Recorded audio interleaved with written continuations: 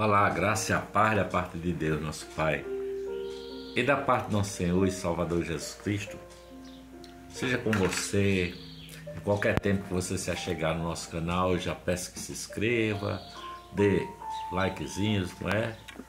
Curta bastante, faça seus comentários e compartilhe dos nossos vídeos, para que o bom perfume de Jesus Cristo Nazaré se espalhe por todo esse planeta, não é?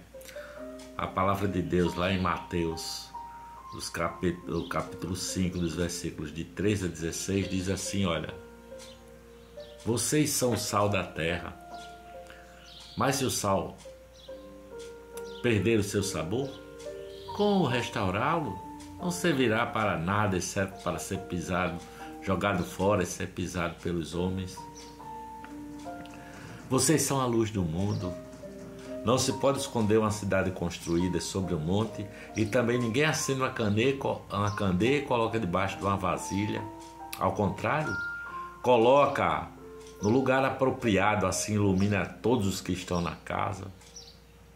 Assim, brilha a luz de vocês diante dos homens, para que vejam as suas boas obras e glorifiquem ao Pai de vocês que está nos céus. Jesus convoca seus discípulos à revolução, não é? Ele chama seus talmidins, como está escrito no livro de Ed René Kivitz, Talmidim, o passo a passo de Jesus. Ele chama seus talmidins a que se comprometam com a transformação do mundo. Os talmidins de Jesus são inconformados. Jesus se levanta contra a opressão de Roma, a comunidade de Israel, mas também contra qualquer símbolo de imperialismo e dominação opressora.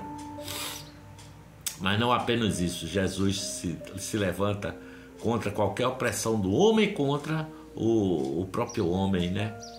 Sabendo que isso é uma expressão das trevas contra a luz, do mal contra o bem, dos espíritos do mal contra as forças da bondade, não é? Jesus arranca seus talmidins desse universo de opressão, sabe?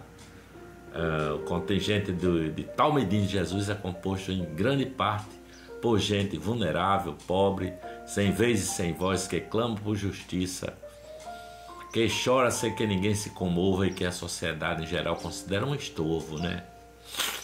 É o tipo de gente oprimida que Jesus acredita será a alavanca da sua revolução. A revolução do amor começa no elo mais fraco, assim. Então Jesus usa o sal como figura de linguagem porque aquela era uma imagem muito conhecida entre os judeus. Deus celebrara com Israel um pacto de sal, uma aliança de preservação que livra todas as coisas vivas da corrupção e da putrefação, né? O sal na cultura semita é um símbolo de incorruptibilidade.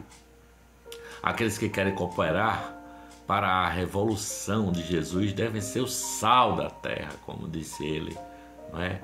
O sal da terra. Em outras palavras, Jesus não está em busca de homens fortes, sabe? Ricos, inteligentes, bem preparados e poderosos. Ele quer homens que sejam incorruptíveis. Perder o sabor, entre aspas, ou enlouquecer, é deixar-se corromper.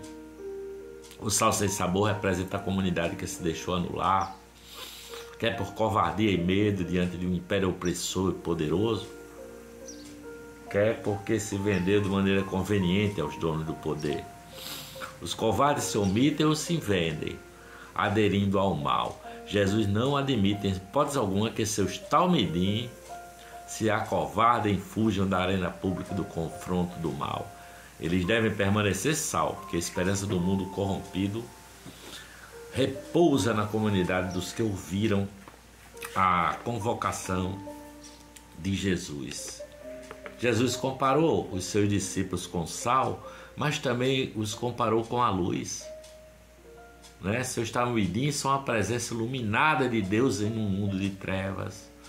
Eles apontam para o reino de Deus, o reino de Yahvé, o reino que é contrário a toda a realidade de opressão e morte que se encontra no mundo. Em outras palavras, os discípulos de Jesus apontam para o céu. Vocês são o sal da terra, disse Jesus. Vocês são a luz do mundo.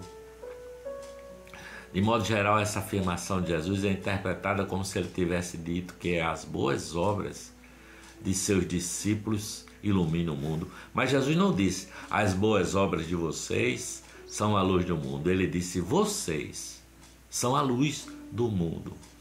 Jesus está ensinando que seus discípulos brilham e seu brilho ilumina tudo o que eles fazem, não é? O que os discípulos de Jesus fazem é iluminado pelo que eles são. As boas obras iluminadas são vistas. Não havendo luz, as boas obras ficam na escuridão, ninguém as vê. Há muita gente fazendo boas obras no mundo, mas nem todas as boas obras são vistas. O que isso significa?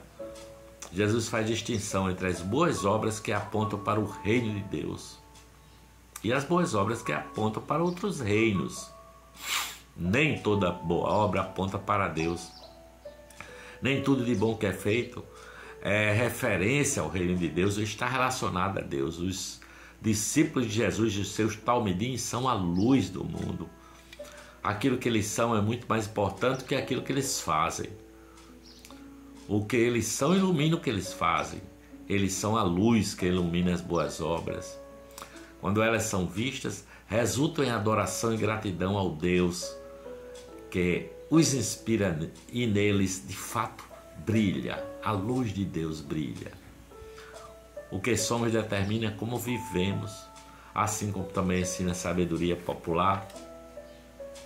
Assim o que você fala tão alto que eu não consigo escutar de fato o que você diz, né? Não pense que vinha abolir a lei ou os profetas, não vinha abolir, mas cumprir, disse Jesus. Pois eu lhes digo que, se a justiça de vocês não for muito superior à dos fariseus e mestres da lei, de modo nenhum entrarão no reino dos céus. Mateus capítulo 5, versículos 17 a 20. Jesus é o Filho de Deus porque também é o primogênito entre muitos irmãos, a representação de toda a humanidade. Ele contém tanto o Adão, como o apóstolo Paulo chama também ele de segundo Adão, como toda a nação de Israel, pois o Antigo Testamento diz que Israel é a nação associada ao Filho de Deus. Do Egito chamei o meu filho, é o que está escrito, né? Diz Mateus capítulo 2, versículo 14, citando o profeta Oséias, assemelhando Israel a Jesus Cristo. Jesus faz irromper o reino de Deus na história. No Sermão do Monte, ele convoca toda a humanidade a se tornar conforme o propósito original de Deus. E também exorta a comunidade de Israel, a quem ele se dirige, a atingir sua plenitude. Esse é o significado do eu vim cumprir a lei, sabe? Cumprir a lei é muito mais do que obedecer os mandamentos de Moisés, né? Cumprir a lei é assumir a lei como expressão do caráter e do propósito de Deus e encarnar em si mesmo esse caráter e propósito para toda a criação.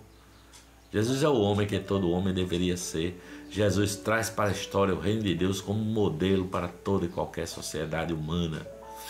Por essa razão, Jesus Cristo de Nazaré afirma que a justiça de seus discípulos deve ser muito superior à dos religiosos de sua época. Os religiosos, de modo geral, entendem a lei como um simples conjunto de mandamentos e regras. Jesus avisa que seus discípulos não vivem meramente para obedecer a mandamentos.